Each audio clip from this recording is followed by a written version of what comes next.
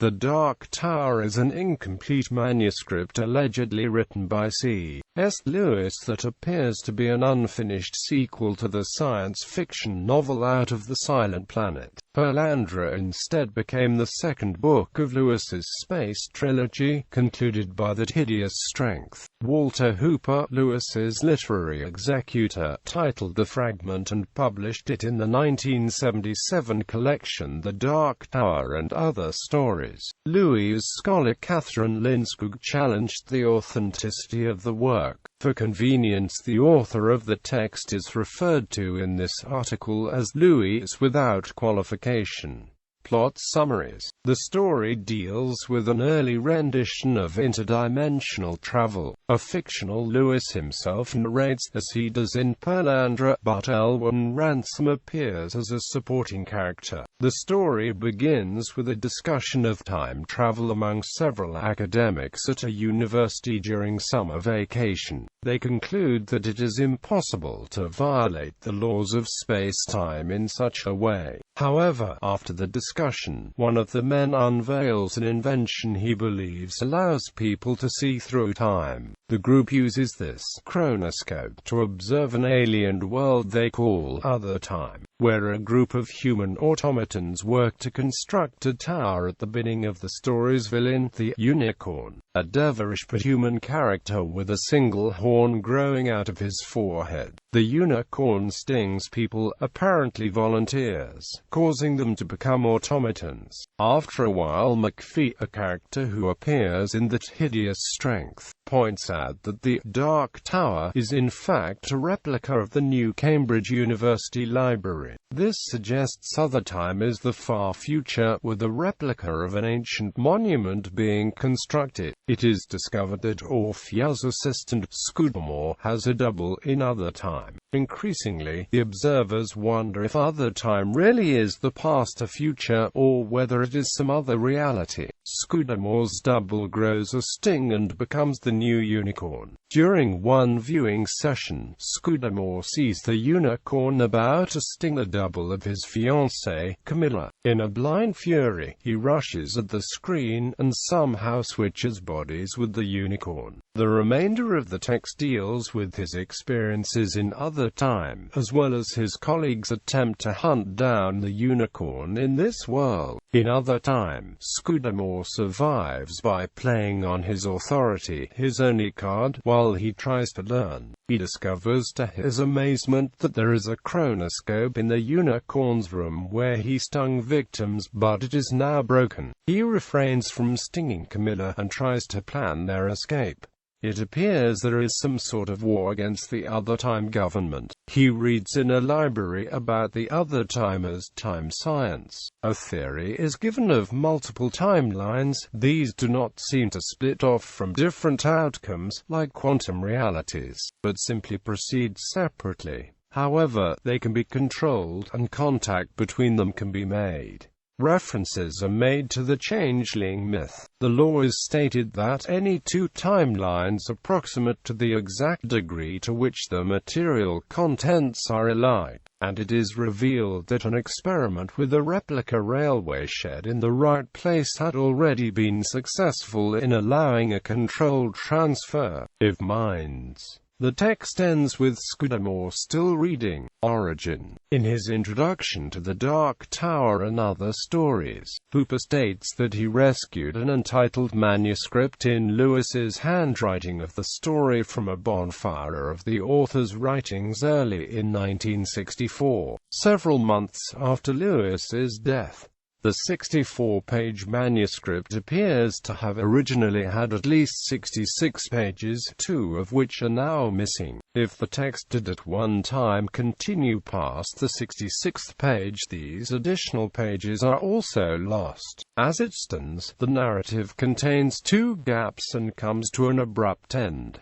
The Dark Tower is an unfinished work. Hooper surmises, based on its internal setting, that Lewis wrote it immediately after he finished Out of the Silent Planet, in about 1939. Hooper reports that the late Gervase Matthew told him that he heard Louis read The Dark Tower to the Inklings around that time, and Pax posted in MERELEWIS that many who never attended any Inklings meetings heard C.S.L. read his unpublished works elsewhere, and that she recalls Gervase Matthew and others discussing passages which later appeared in The Dark Tower. Inklings scholar John D. Ratliff suggests that the story could have been written some years later, in about 1946, pointing to a reference in a letter by Lewis's friend J.R.R. Tolkien to a story by Lewis that could be The Dark Tower. Alistair Fowler had clear memories of the Stinging Man character in an unfinished manuscript which Lewis showed him in 1952. However, Fowler's recollections, not shared until 2003, 51 years after the event, may be imperfect. He reported seeing a manuscript of the Lewis fragment after 10 years, on the same occasion, a text which Roger Lancelin Green thought Lewis did not commence until 1959. Fowler also described Lewis as engrossed in an issue of the magazine Astounding Science Fiction, which may be inaccurate given that Astounding featured what Lewis called the fiction of engineers, for which he had not the slightest taste. In the 1950s, Louis was both a reader of and contributor to the magazine of fantasy and science fiction. Authenticity and relation to the published novels.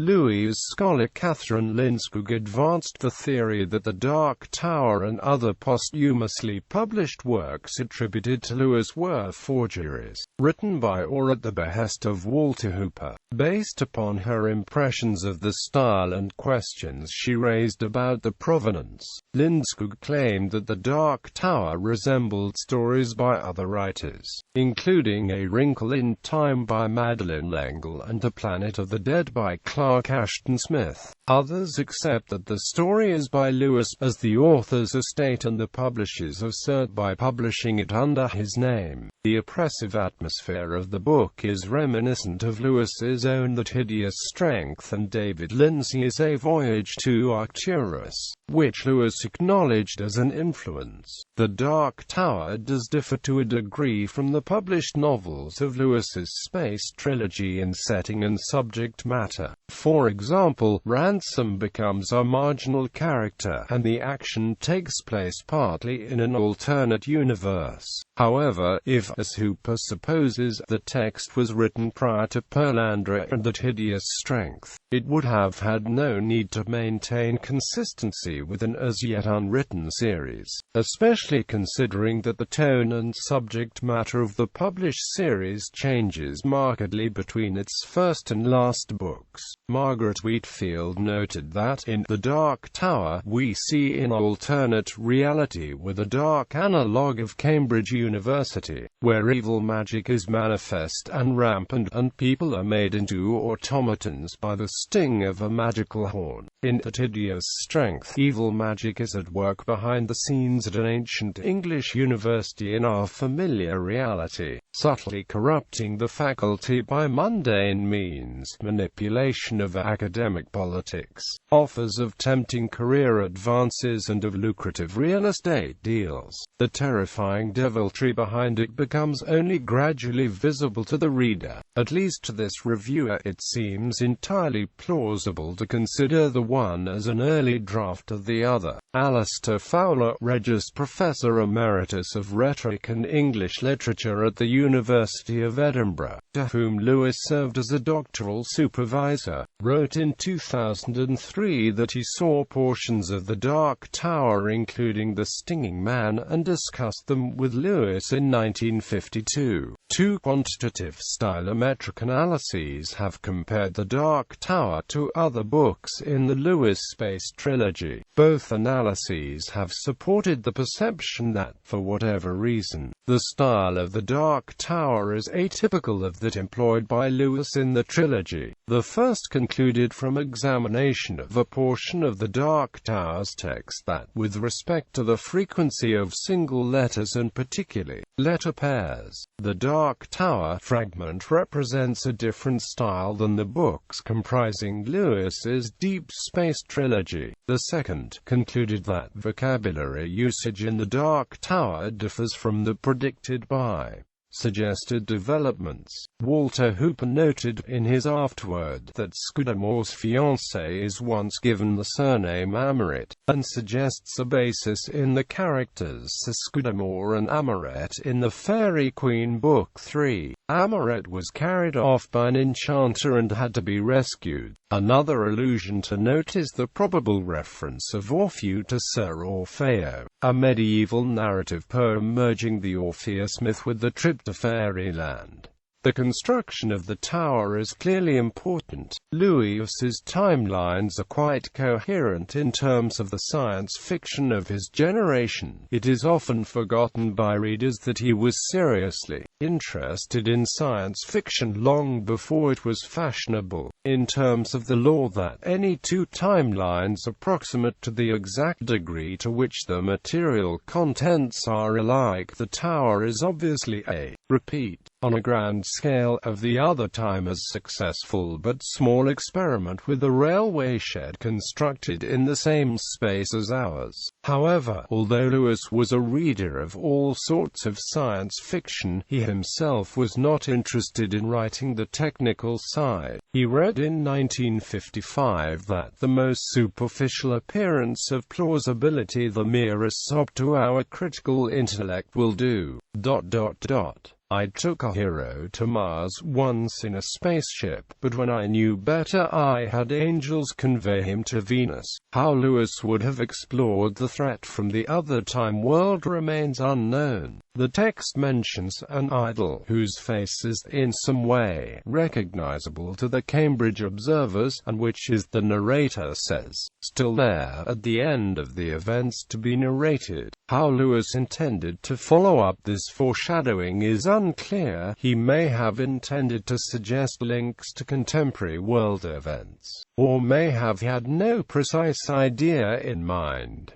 The story could be interpreted as the germ of a dystopian novel like That Hideous Strength. The stinging man and jerkies could parallel the conditioners and the conditioned as described in The Abolition of Man. The idol with many bodies and one head may express Lewis's horror, expressed in many of his works, at the absorption and suppression of the individual into a collective controlled by a single will. In Perelandra, referring to a similar loss of individuality, he speculates that what the pantheists falsely hoped for in heaven, the wicked rarely receive in hell.